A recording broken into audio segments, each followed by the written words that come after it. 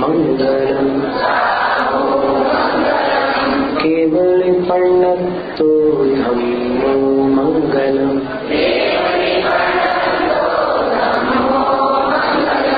चत्तारि योगक्षमा अरहंत योगोत्तमा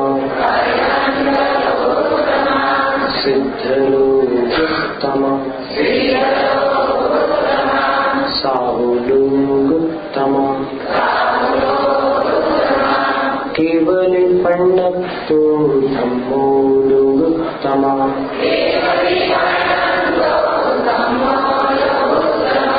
चत्तारि शरणं पवज्जामि अरहंत शरणं पवज्जामि सिद्ध शरणं पवज्जामि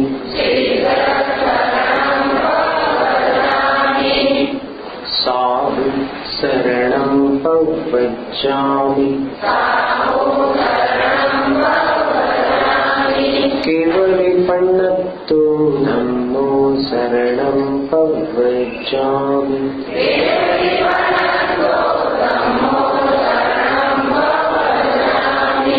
परम पूजनीय देवादिदेव श्री आदिनाथ भगवान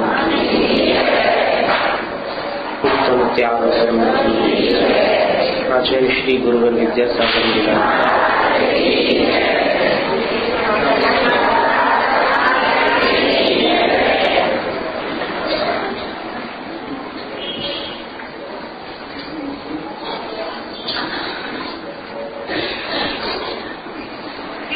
उत्तम त्याग।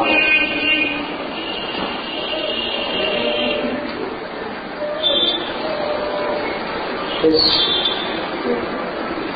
8वें धर्म में त्याग शब्द का अर्थ क्या लेना, एक विचारने की बात है। क्योंकि त्याग नमक का भी होता है, घी का भी होता है, 6 रसों का हो सकता है, या भोजन की अन्य किसी सामग्री का हो सकता है, कुछ अन्य वस्तुओं का भी हो सकता है, और दान के रूप में भी अपने द्रव्य का त्याग हो सकता है। तो उत्तम त्याग धर्म में साधु जो त्याग करते हैं, क्योंकि ये उत्तम त्याग की बात है, 10 धर्म जो है वो साधुओं के हैं। वो साधु क्या त्याग करते होंगे उत्तम त्याग में? जो रस परित्याग आदि करते हैं वो, या और कोई उससे हटकर के कोई अलग वस्तु? कभी आपने विचार किया इसके ऊपर कि साधु का उत्तम त्याग कैसा है, क्या है? तो उन्होंने जो परिग्रह का त्याग किया वो तो अपरिग्रह महाव्रत हो गया। फिर ये त्याग धर्म क्या वस्तु साधु के जीवन में? तो इसकी जानकारी के लिए तत्वार्थ परंपरा के जो भी ग्रंथ हैं उनमें सर्वप्रथम सर्वार्थ सिद्धि नाम का एक ग्रंथ तत्वार्थ सूत्र की बहुत प्राचीन टीका है, 1500 वर्ष पुरानी टीका है, संस्कृत भाषा में आचार्य पूज्यपाद स्वामी ने लिखी। उसमें आचार्य श्री कहते हैं कि संयतस्य योग्यम ज्ञानादिदानम त्याग। साधु का जो त्याग धर्म है वो ये है कि साधु जो कुछ दे सकते हैं, क्या क्या दे सकते हैं साधु? पैसों का दान तो दे नहीं सकते साधु। तो उसमें बताया ज्ञानादि दानम, ज्ञान आदि का जो दान होता है साधु द्वारा किया जाने वाला, वो त्याग धर्म है। अब ज्ञान तो ठीक है, और आदि में क्या क्या लेंगे आप? साधु और क्या दे सकते हैं ज्ञान के अलावा? सोचो, उत्तर है इसके, एकदम सरल प्रश्न है। क्या आशीर्वाद दे सकते? वाह, बढ़िया उत्तर है। और प्रवचन में तो ज्ञान वाली बात आ जाती है। व्रत दे सकते हैं, सही बात है, बिल्कुल ठीक। दीक्षा दे सकते हैं, शिक्षा दे सकते हैं, बिल्कुल सही उत्तर है। तो ज्ञान आदि में साधु जो कुछ भी दे सकते हैं वो यदि देते हैं, आशीर्वाद है, दीक्षा है, प्रायश्चित है, ज्ञान है, उपदेश है, ये सब साधु का त्याग धर्म है, उत्तम त्याग। और कभी कोई ऐसा सोचे कि इसमें क्या त्याग है, यदि इस प्रश्न को थोड़ा शांत करके आप अपने मन से, अपने हृदय से पूछना कि साधु जो कुछ दे रहे हैं वो उसका मूल्य कितना हो सकता है, तो आपको शांति पूर्वक विवेक से विचार करने पर समझ में आएगा कि जो दान साधु देते हैं वो दान संसार में अनमोल है। कोई दूसरा वो दान दे ही नहीं सकता जो साधु देते हैं। लेने वाले की पात्रता पर भी निर्भर करता है। कभी कभी क्या होता है, जैसे मैना सुंदरी दुखी होकर के गुरु के पास गई और उसने गुरु की वंदना की और चुपचाप बैठे रहे उनके चरणों की ओर देख करके। तो उस समय गुरु समझ गए कि इसको कोई वेदना है, कोई पीड़ा है। पूछते हैं कि बेटी तुम्हें क्या तकलीफ है? तो फिर वो ऐसे गुरु की तरफ देखती, हाथ जोड़ती और कहती है कि लाख उपचार करने पर भी, अनेक प्रयास करने पर भी मेरे स्वामी की कुष्ठ व्याधि दूर नहीं हो रही है, यही मेरा कष्ट है। क्या मेरे स्वामी का कोई ला इलाज है? तब मुनिराज कहते हैं कि नहीं, उसका उपचार हो सकता है, पर अभी तक तुमने वो विधि की नहीं है, इसलिए वो ठीक नहीं हुआ। तो कृपा करके हे गुरुवर बताइए मैं क्या करूं? तो गुरुदेव कहते हैं कि सिद्ध चक्र की आराधना करो। सिद्ध चक्र, चक्र का अर्थ क्या है? एक तो वो चक्र होता है जो युद्ध में काम आता है, वो वाला चक्र तो सिद्ध चक्र नहीं है। सिद्ध चक्र का अर्थ होता है सिद्ध समूह। सिद्ध भगवान का समूह जो है उसको सिद्ध चक्र कहते हैं। तो सिद्ध चक्र की विधि करो। और विधि का उपदेश दिया गुरु महाराज ने, और फिर मैना सुंदरी को एक मंत्र भी दिया। वो मंत्र है छोटा सा, पर सिद्ध चक्र का मंत्र होने के कारण उसकी शक्ति बहुत बड़ी है। भले अक्षर अल्प हो लेकिन शक्ति बहुत विशाल है। और गुरु के दिए हुए मंत्र को यदि कोई ग्राहक, जिसको गुरु ने दिया है वो मंत्र, वो यदि उस मंत्र को अपने मित्रों के लिए या फिर अपने और परिचितों के लिए बताने लग जाए, तो उस मंत्र की शक्ति उतने टुकड़ों में विभाजित हो जाएगी। क्योंकि जब तक वो उस विधि को पूर्ण नहीं कर लेता, तब तक उस मंत्र शब्द अपने आप में कहता है कि वो मन तक रखने का है, उसको गोपनीय रखा जाता है मंत्र को।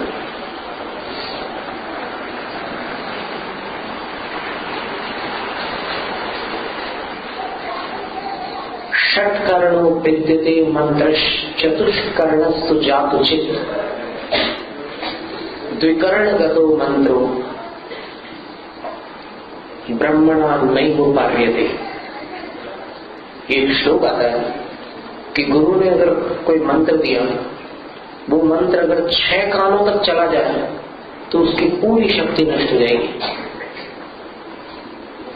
अगर 4 कानों तक चला जाए तो कुछ समय बाद उसकी शक्ति नष्ट हो जाएगी, तत्काल नहीं होगी। और अगर वो 2 ही कानों में रहे, माने जिस शिष्य को मिला है मंत्र तो उस तक सीमित रहे, तो उसकी शक्ति को भगवान भी नष्ट नहीं कर सकते, गुरु के मंत्र की शक्ति को। इसलिए गुरु द्वारा दिए हुए मंत्र को हमेशा अपने तक सीमित रखना शिष्य का या भक्त का कर्तव्य बनता है, क्योंकि वो दान जो है जिसको दिया गया है उसके लिए, वो बांटने के लिए या फिर यश कीर्ति के लिए या फिर अपनी जानकारी दुनिया के सामने जाहिर करने के लिए नहीं है, वो अपने हित के लिए है, अपनी किसी पीड़ा का निवारण करने के लिए, अपने हित के लिए। तो गुरु महाराज क्या क्या देते हैं, साधु क्या क्या देते हैं?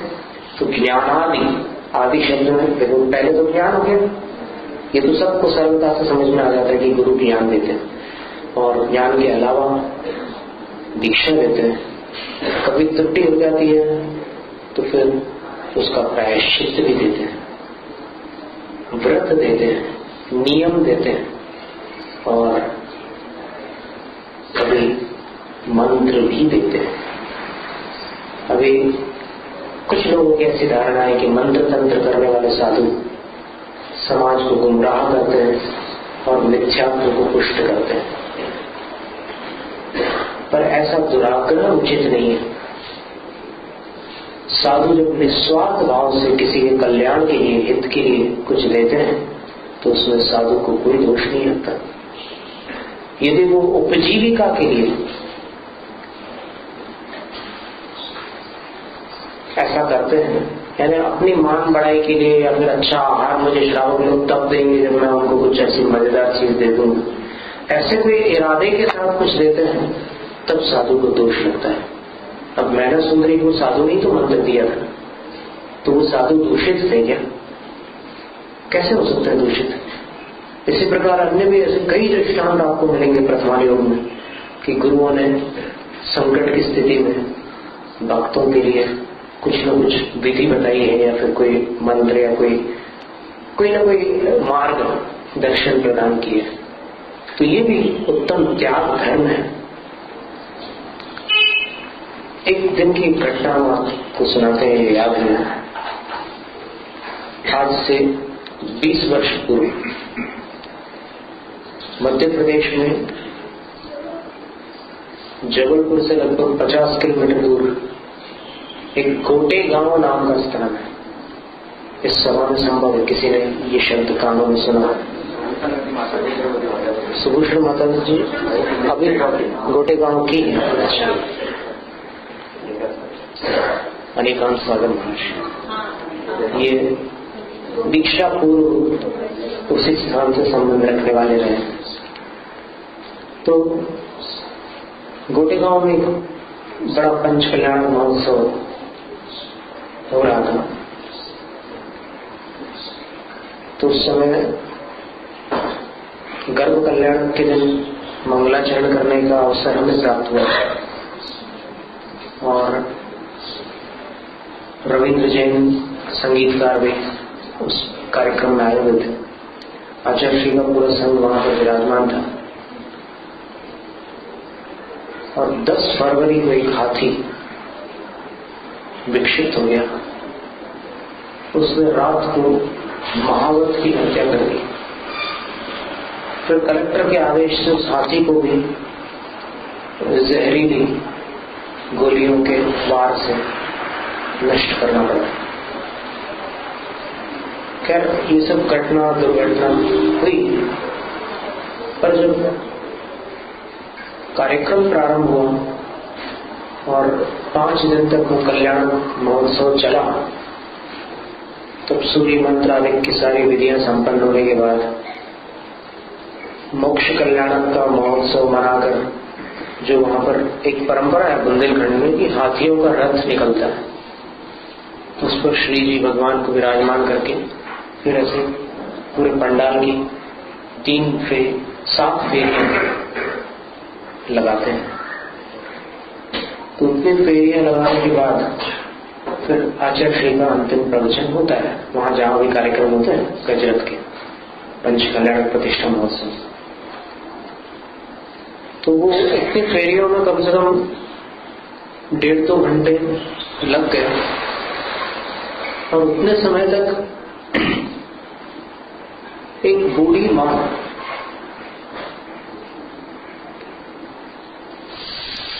वो विशाल सभा के ऊपर खचाखच भीड़ भरी हुई थी। उसमें मंच लगा हुआ था जहां पर आचार्य श्री का संघ फेरियों के बाद में विराजमान होने जा रहा था।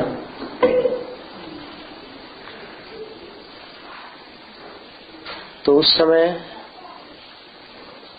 वो जो बूढ़ी माँ थी वो उतनी भीड़ को पार करके धीरे धीरे, आवाज आ रही है कि नहीं आ रही?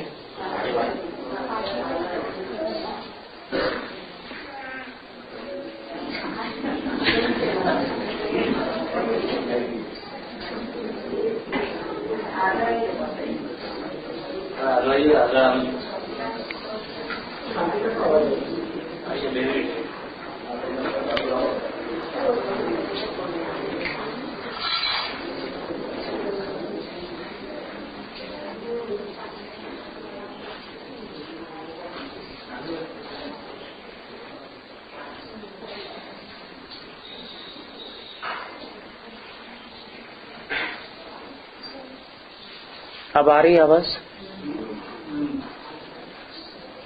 तो वो बूढ़ी माँ 1.5-2 घंटे में उस भीड़ में से निकलकर थोड़ी जगह देना करते करते वो मंच के पास आ गई।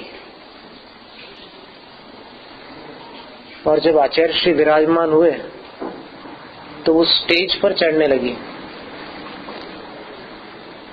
तो वॉलंटियर लोगों ने, जो स्वयं सेवक लोग होते ना, उन्होंने उसको रोका कि अरे वहां कहाँ जा रही है, बैठ जाए यहाँ दादी, नीचे बैठ जा। पर वो तो मानने को तैयार ही नहीं थी। तो फिर बाय फोर्स, मतलब जबरदस्ती उसको रोका। और भाग्य संयोग की बात है कि आचार्य श्री की ऐसे नजर पड़ गई कि वो भाग्य संयोग तो वो 1.5-2 घंटे पंखे बंद कर दिए, जाम चालू। ये घटना पंखे से भी ज्यादा महत्वपूर्ण है।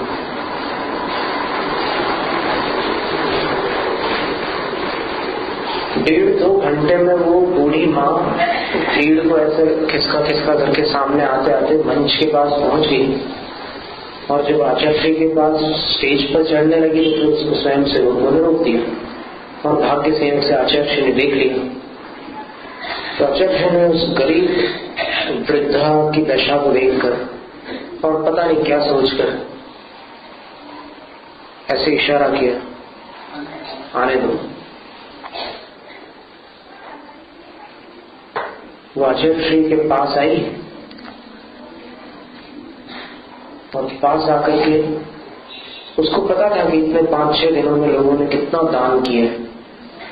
तो न जाने कैसे उसके मन में भी क्या भावना जागी थी कि वो आई वहां पर आचार्य श्री के पास। और आचार्य श्री के पास आकर के उसके वस्त्र कोई बहुत टिप टॉप तो थे नहीं, साधारण वस्त्र थे। पर उसने अपने हाथ में से एक चांदी की चूड़ी, जो बरसों पर पुरानी रही होगी, बहुत मुश्किल से ऐसे खींच करके ऐसे निकाली और ऐसे आचार्य श्री के चरणों में समर्पित करके प्रणाम करके चली गई।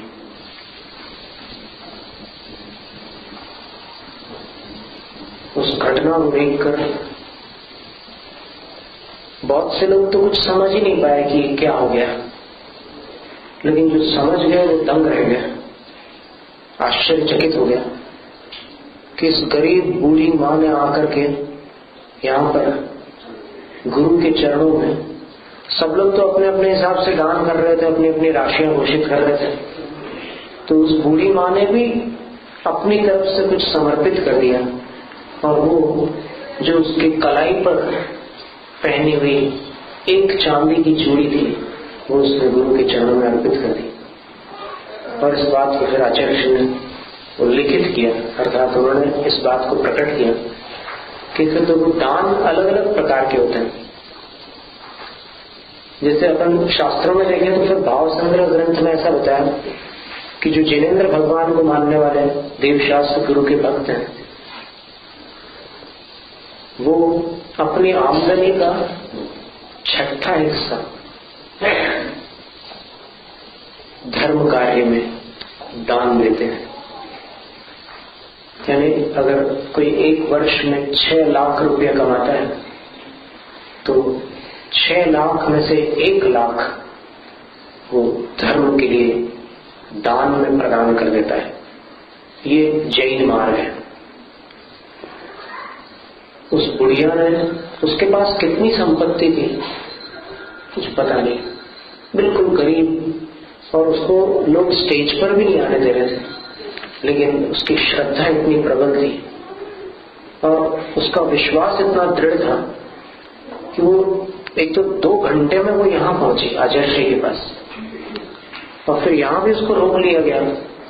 लेकिन वो जिस विश्वास के साथ पहुंची थी, उस विश्वास ने आचार्य श्री का ध्यान उसकी ओर आकृष्ट कर लिया, और आचार्य श्री ने रोकने वालों को रोक दिया और उसको ऊपर आने दिया। और उसके बाद जब उसने अर्पित किया तब आचार्य श्री ने कहा कि देखो, ये कहलाती है दान की भावना। कोई नाम नहीं, कोई माला नहीं, कोई सम्मान नहीं, दान तो परिग्रह का प्रायश्चित है। उसमें नाम पढ़ाई की क्या आवश्यकता है? फिर भी दान देने पर यश की प्राप्ति होती है। ये उसका स्वभाव है कि जो देता है उसकी तारीफ होती है। लाओ लाओ करने वाले का सम्मान नहीं होता। दादा के चरण छुए जाते हैं, लाला के नहीं। तो आचार्य श्री के उपदेश के बाद वहां पर जो प्रमुख थे उन्होंने घोषणा की कि दादी जी ने जो भी दान दिया है उस चांदी में हम भी अपनी तरफ से कुछ चांदी मिला करके देना चाहते हैं, और अन्य भी जो देना चाहें वो उसमें चांदी मिला करके दे, ताकि हम भगवान के ऊपर भव्य छत्र लगा सकें। और फिर वैसा ही हुआ। इतनी बड़ी सभा में आचार्य श्री के सानिध्य में लोगों ने अपनी अपनी तरफ से जितना देना था वो दिया, और आज गोटे गांव में भगवान के ऊपर जो छत्र लगे हुए हैं, उस छत्र की नींव, उस छत्र में जो सबसे प्रमुख स्थान है वो दादी की चांदी की चूड़ी का है।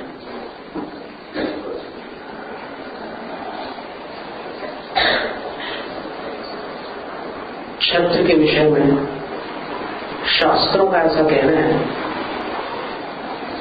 कि छत्र भगवान के कान और नासिका को अपने घेरे के अंदर कर ले, उतनी आकृति के हो। आपको भाषा समझ में आ रही कि छत्र कितने बड़े हों? कि छत्र का जो घेरा है गोल आकार, उस गोल आकार के नीचे भगवान का जो मस्तक है, तो भगवान की नासिका और कान उस गोले के अंदर हो, उससे बाहर न जाते हो, उतनी आकृति के छत्र होना आवश्यक है। और छत्र सबसे नीचे सबसे बड़ा, बीच में मध्यम आकृति का, और सबसे ऊपर सबसे छोटा, ऐसे 3 छत्र होते हैं। और वो 3 छत्र परस्पर में इस तरह से संबद्ध हो कि वो छत्र झूले नहीं। वर्तमान में जंजीर पर छत्र लटकाने की एक पद्धति चल रही है जो शास्त्र विरुद्ध है। ये जानकारी दे रहे हैं हम आपको, यहाँ पर हम किसी की आलोचना नहीं कर रहे, सिर्फ एक जानकारी की बात कह रहे हैं आपसे कि जंजीर पर छत्र को लटकाने की किसी शास्त्र में कोई विधि नहीं है। छत्र को लगाया जाता है डंडे पर। वो डंडा भी आप चाहो तो चांदी का रख लो, एक बढ़िया धातु का दंड हो, और उसमें आप चाहो तो कितने भी अच्छे ढंग से उसको अलंकृत कर सकते हैं। उसमें बहुत सुंदर सुंदर आकृतियां, कुछ रत्न वगैरह जड़ सकते हैं उस दंड पर। और उस दंड पर लगे हुए जो छत्र हैं वो अगर ऐसे फिरते हैं गोल, तो छत्र फिरना तो पुण्य का परिणाम माना गया है, और छत्र का झूलना शासन की अस्थिरता का प्रतीक है। जैसे जैन मंदिर में अगर छत्र ऐसे झूल रहे हैं तो फिर जैनों का जो वर्चस्व है उस नगर में या गांव में वो स्थिर नहीं रह सकता। और जितनी हिंदुस्तान की राजधानियां हैं, चाहे दिल्ली हो, मुंबई हो, महाराष्ट्र में उप राजधानी नागपुर है, भोपाल मध्य प्रदेश की राजधानी है, उन सब राजधानियों के जैन मंदिर में आप देखना कहीं न कहीं मूल नायक भगवान के ऊपर अचल छत्र लगे होंगे। मार्बल वगैरह के भी जो छत्र होते हैं वो झूलते नहीं है, वो अचल छत्र लगे होंगे, आप देख लेना। पर यहाँ मार्बल के लगाने की हम बात नहीं करना चाहते, हम तो ये कह रहे हैं कि आप लगाइए, सफेद रंग का छत्र होता है, चांदी की छत्र लगाइए, लेकिन बढ़िया ढंग से लगाइए। अब जैसे एक बुढ़िया के दान से वहां 3 छत्र लग गए। विजयनगर की समाज कोई असमर्थ समाज नहीं है। यहां पर यदि आपकी भावना जागृत हो जाए तो फिर जो मूल नायक आदिनाथ भगवान है, और कोई ऐसे 10-20 साल पुराने नहीं है, ये भगवान काफी पुराने हैं और अतिशयकारी हैं। इस मंदिर में देवों का भी आवागमन होता है। ऐसे भव्य मंदिर में भगवान के ऊपर के छत्र को देखकर क्या आपकी आंखों को, आपके हृदय को तकलीफ नहीं होती? कैसा लगता है देखकर? कितना अजीब सा लगता है। आप सोचो कि यदि क्रिकेट के मैदान में सचिन तेंदुलकर अपने बेटे की टोपी पहनकर खेलने आ जाए तो टोपी उसको शोभा देगी? तो त्रिलोकीनाथ के ऊपर जो छत्र है वो यदि भगवान के कान और नासिका से छोटे हों और भगवान के ऊपर ऐसे झूलते हो, एक आध छत्र तो कपड़े के अंदर हो, ऊपर जो चंदोगा है उसके अंदर है, तो वो छत्र क्या मंदिर की शोभा बढ़ाएंगे? तो इस पर आप विचार कीजिए। आज उत्तम ज्ञान का दिन, और इसमें क्या देर करना, विलंब की आवश्यकता क्या है? फिर ऐसी कौन सी परिस्थिति आ गई है जो आपको इस कार्य से रोक रही है? आप समर्थ हैं, ये कार्य शीघ्रातिशीघ्र संपन्न हो तो अच्छा। आदेश रूप में नहीं कह रहा, सिर्फ जानकारी दे रहा हूं, सुझाव, एक जानने योग्य बात बतला रहे हैं। इसी प्रकार मंदिर में और भी जो उपकरण आदि हैं उनको आप अच्छे से अच्छा रखिए। जिस घड़े से पानी भरकर भगवान का अभिषेक करते हैं, या और भी जो उपकरण है आपके, वो सारे उपकरण नीच धातु के न, आप समझ रहे? लोहा जो है वो नीच धातु है, तो नीच धातु के उपकरण इस्तेमाल न करके आप श्रेष्ठ वस्तुएं रखिए। श्रेष्ठ नहीं तो कम से कम नीच न रखिए, कोई और रख लीजिए। ताम्र कलश है, रजत कलश है, स्वर्ण कलश है, कोई भी कलश लीजिए। अभी जैसे स्वर्ण कलश से अभिषेक और शांति धारा हुई, ये सुन करके बड़ा आनंद आया और देख करके और भी अधिक आनंद आया। कि एक मंडल, अनंत मंडल, उन्होंने कितनी उत्तम भावना की होगी कि जो भी राशि इकट्ठा हुई उससे उन्होंने और कोई विचार न बना करके भगवान के अभिषेक का वह सुंदर कलश प्राप्त किया और उस कलश से भगवान का अभिषेक किया इस बार। अब इस बार जो उनको आनंद आया होगा उसका शब्दों में वर्णन करना कठिन है। वो आनंद वो जानते हैं। जिस प्रकार चौके में कोई चीज साधु को देते हैं, कोई लेकर के आता है, जब वो अपनी चीज चलाता है और साधु लेते हैं तब उसको आनंद आता है। अब दूसरी चीजें भी उसको देने मिलती है पर उसका मन नहीं भरता। तो त्याग यहाँ पर उत्तम त्याग धर्म में दान रूप त्याग है। अब अभी 10 दिनों में किसी ने कुछ चीज त्यागी होगी, वो यहाँ पर दान की श्रेणी में नहीं है, क्योंकि त्याग दोनों, दान में भी त्याग होता है फिर और चीज तप वगैरह में भी त्याग होता है, पर वो वाला त्याग इस त्याग से अलग है। तो दान किसे कहते हैं? बैठकर बोल सकते हैं। छत्र के बारे में आदिनाथ भगवान के छत्र के बारे में ध्यान बनाने के लिए भगवान को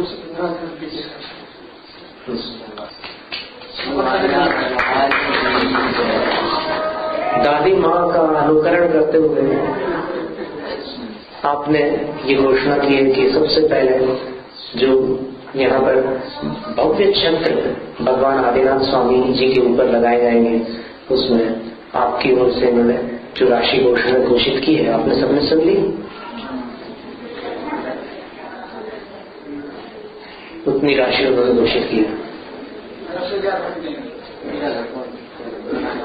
15,000 से 10,000 रुपये होगा। अब आप लोग देख लीजिए।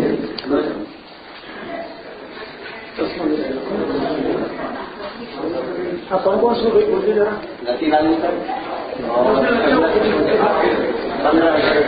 हाँ महाराज जी, एक सूचना કરી છે આપણને આજે પૂરી કરતા મહારાજજી જ્યારે વિરાજમાન છે ત્યારે મહારાજજીએ કઈ છૂટી જોઈ છે આપણા સમાજમાં, એ ફક્ત અમને પ્રભુ સાહેબ કહે છે કે मैं किसी को आदेश नहीं करता, मैं सिर्फ सूचना नहीं करता।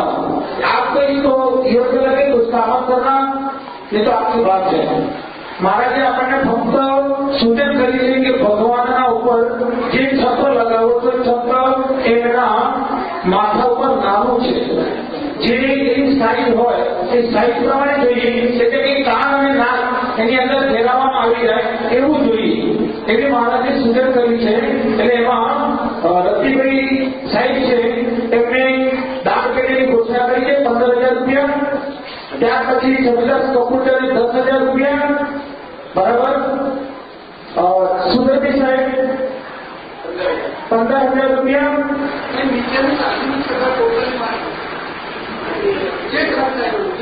नीचे 10,000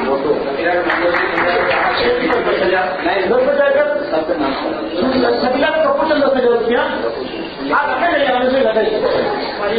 हाँ હવે એવું છે કે અશોકભાઈ જયારે એવી રીતે નીચેનું જે ગોળાકાર कुछ बोलना चाहिए।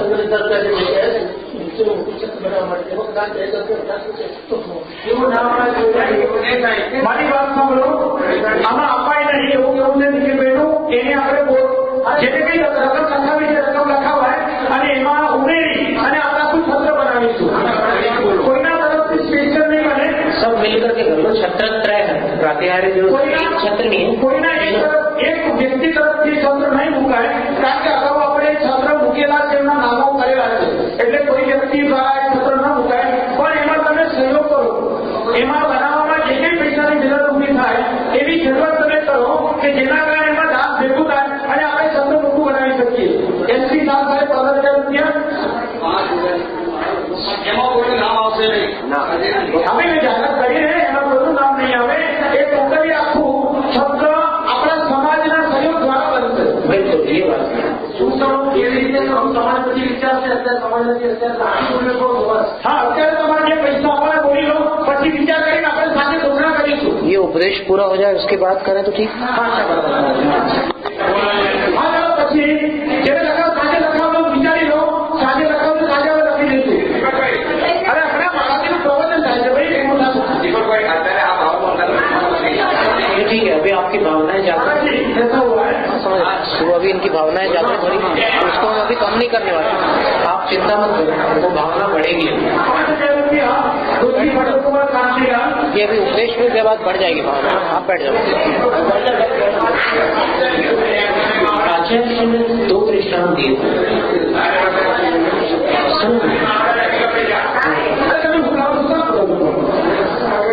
मन को शांत करना और एक दृष्टांत सुना. आचार्य ने एक दृष्टांत दिया. खजुराहो का मंदिर आपने देखा ना, नाम सुना, पूरे विश्व में प्रसिद्ध है. उस मंदिर का निर्माण अभी धर्म श्रवण कर लो आप, बाकी सब काम अच्छे से हो जाएंगे. आप बिल्कुल निश्चिंत रहो, कोई आकुलता नहीं, उतावली नहीं है.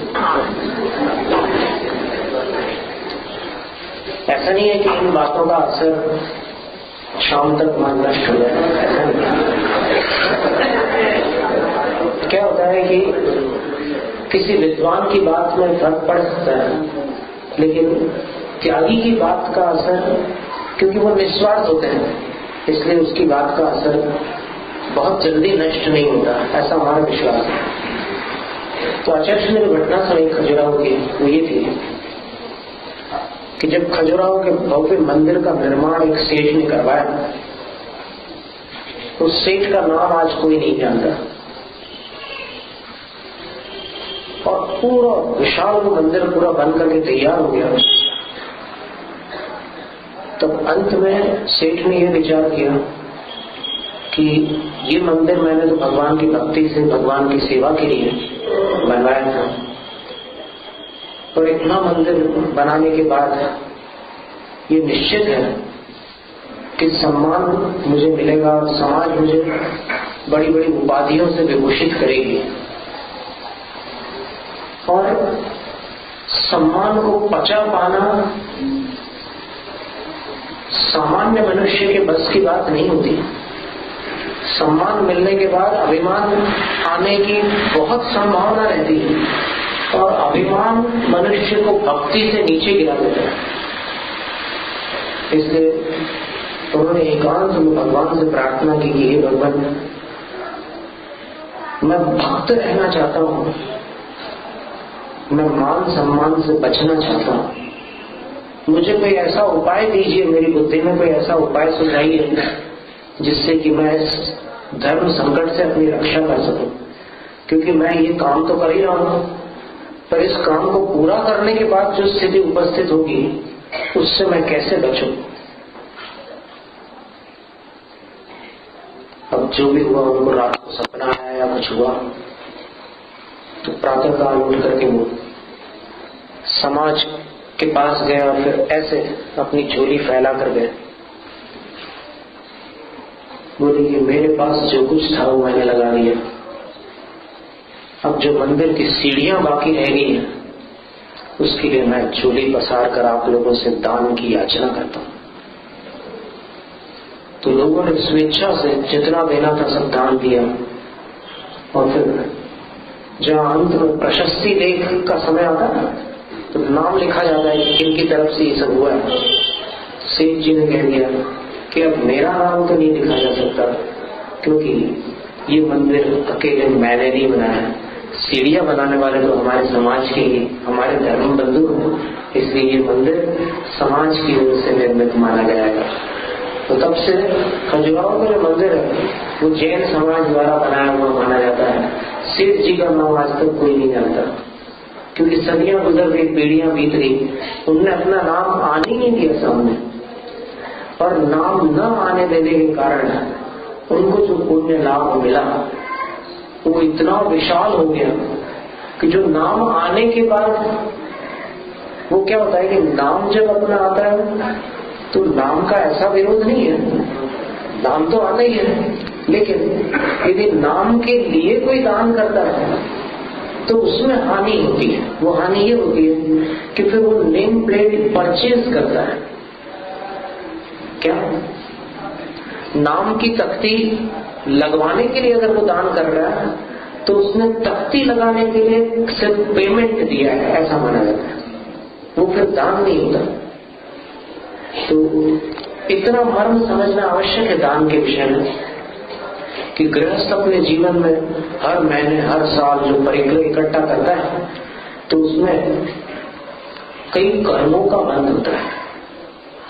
तो उन पाप कर्मों के बंध से छूटने के लिए वो प्रायश्चित के रूप में अपनी आमदनी का 6वां हिस्सा धर्म कार्यों में दान के रूप में लगा देता है। तो फिर वो दुर्गति का पात्र नहीं बनता और महान पुण्य का संचय कर लेता है।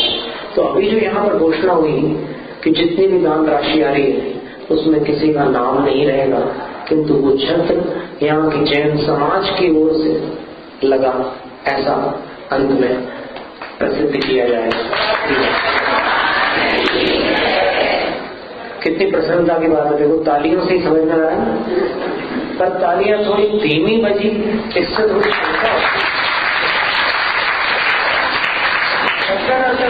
उसका कारण ऐसा हो सकता है कि आप लोग 8 दिनों से जो उपवास और व्रत कर रहे हैं तो हो सकता है कि हाथ पांव थोड़े धीमे आवाज ज्यादा हो जाएगी तो महाराज जी को डिस्टर्ब हो जाएगी। और एक कहावत भी है कि नींबू को जितना निचोड़ो उतना उसमें से रस निकलता, उसी प्रकार बनिए को जितना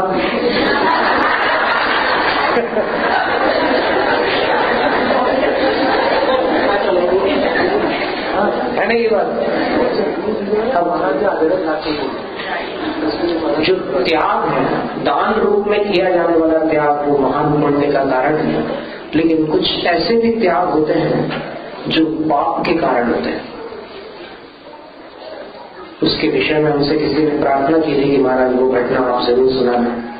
एक सत्य घटना है माँ और बेटे के बीच की, वो घटना किसी ने प्रार्थना की थी। अभी आपके पास समय कितना है? कि कुछ त्याग ऐसे होते हैं जो भयंकर पाप के कारण होते हैं। तो अभी तो आपने पुण्य के कारण जो त्याग थे उनकी चर्चा सुनी थी। अब जो दूसरी बात है वो सुन लीजिए। एक कहानी का अर्थ होता है एक आंख जिसकी नहीं होती उसको कहानी बोलते हैं।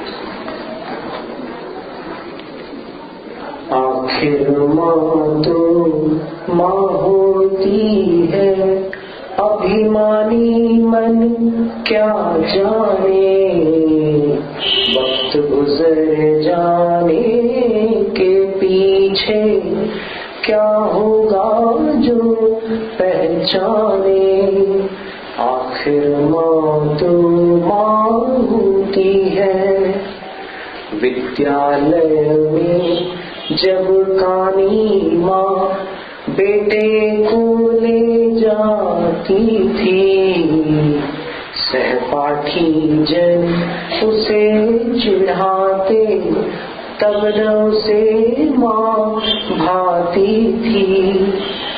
एक दिवस वह बोला, मम्मी मुझे छोड़ने मत आना, अब मैं स्वयं चला जाऊंगा, मैंने रास्ता पहचाना, मैंने रास्ता पहचाना। वो बच्चा जब जाता था स्कूल, उसकी माँ ले जाती थी छोड़ने के लिए, तो उसके सहपाठी लोग चिढ़ाते थे, तेरी माँ की तो एक आंख नहीं है। तो उसने माँ से जाकर के कहा कि अब तुम मुझे छोड़ने मत आना, मैंने रास्ता देख लिया है, मैं अकेला चला जाऊंगा। पढ़ लिख कर जब बड़ा हुआ वह, तब परदेश गया रहने, बीवी बच्चे हुए वहां पर, अय्याशी के क्या कहने। एक बार लालायित होकर उनसे मिलने माँ आई, पर कानी माँ की वह सूरत वहाँ किसी को ना भाई, वहाँ किसी को ना भाई। वो सिंगापुर चला गया लड़का पढ़ने के लिए, और पढ़ लिख करके जब उसका काम धंधा शुरू हो गया, उसने शादी भी कर ली और उसके बच्चे भी हो गए। जब माँ को समाचार मिले तो वो आशीर्वाद देने के लिए वहां चली गई, पर वहां माँ की कानी सूरत किसी को पसंद नहीं आई। ठाट बाट के मद में आकर बेटे ने तब फटकारा, क्यों आई तू हमें सताने, वापस जाके धुतकारा। अब माँ क्या बोलती है? आशीष देने आई थी बस, बेटा वापस जाती हूँ, सदा रहे तू खुश दुनिया में, यही भावना भाती हूँ, यही भावना भाती हूँ। चलिए वापस। कोई दस्तावेज उठाने फिर जब वह भारत आया, देख द्वार पर ताला उसने, हाल पता सब लगवाया। पता चला तब कुछ दिन पहले, माँ अपना दम तोड़ गई, लेकिन तेरे नाम स्नेह वश यह अंतिम खत छोड़ गई, यह अंतिम खत छोड़ गई। वो वापस किसी काम से जब आया भारत, तो अपने घर पर ताला लगा हुआ देखकर पड़ोसियों से पूछता है कि ताला क्यों लगाया? तो वो बताते हैं कि तुम्हारी माँ शांत हो गई है और तुम्हारे नाम पर ये आखिरी चिट्ठी छोड़ गई है। ये उसने चिट्ठी ली अपने हाथ में। अब माँ तो उसको पसंद थी नहीं, उसकी आंख से एक भी आंसू नहीं निकला, और चिट्ठी लिफाफे के अंदर से उसने लिफाफा फाड़ कर जब चिट्ठी खोली और पढ़ा तो उसमें ये शब्द लिखे हुए थे,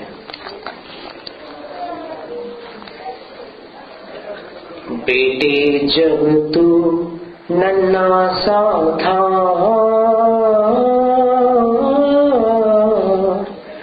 बेटे जब तू नन्हा सा था, एक आंख तूने खोई,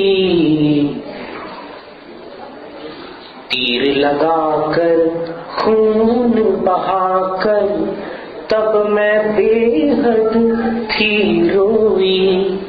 मेरी उम्र तुझे लग जाए, तू काना ना बन जाए, अतः बनी मैं कानी प्यारे, बिना किसी को बतलाए, बिना किसी को बतलाए।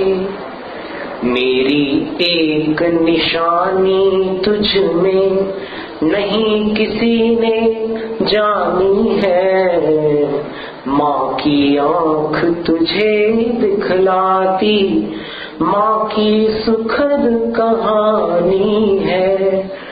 करना क्षमा खटकती थी मैं, भाव न था दुख पहुँचाना, मरते मरते पत्र लिखा यह, खेद नहीं मन में लाना, खेद नहीं मन में लाना। चिट्ठी नीचे गिरी हाथ से, होश ठिकाने पर आए, मिलना मुश्किल है ऐसी माँ, पर क्या हो अब पछताए।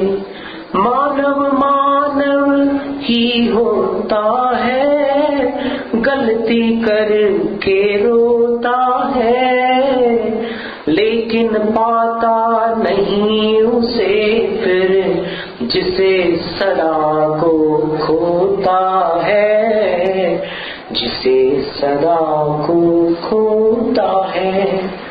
आखिर माँ तो माँ होती है, अभिमानी मन क्या जाने, वक्त गुजर जाने के पीछे क्या होगा जो पहचाने। आखिर माँ तो माँ होती है। माँ का त्याग, पिता का त्याग या कोई ऐसा त्याग उचित नहीं है जिससे बाद में पछताना पड़े। ओम शांति। जावाणी के